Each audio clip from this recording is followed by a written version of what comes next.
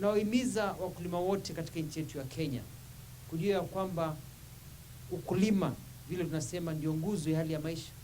Hivi sasa hesabu inatuambia kwamba kuna upungufu wa chakula kwenye ulimwengu. Naona vijana wengi wanasema wamekaa nyumbani hawana kazi. Wanasema serikali tusaidie, hakuna kazi.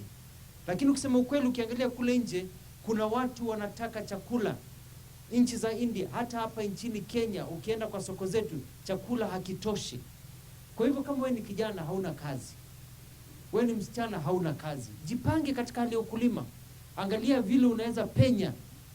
Waangalie vile unaweza penya katika hali ya ukulima, kuongeza value, kutumia hiyo hesabu ulisomea, hiyo daktari yako ulisomea kabla hujapata kazi, uitumie kwa ukulima, kwa sababu watu wameongezeka kuliko chakula ulimwenguni.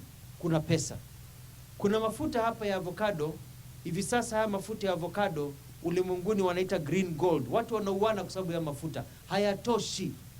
Watu wanasema ukiwa na avocado unatengeneza hiyo, na tunaweza tengeneza hapa Machakos. Vijana tujiunge, ukuje kama kijana, tutengeneze hii green gold, tuuze ng'ambo, tukue na pesa kwa mfuko.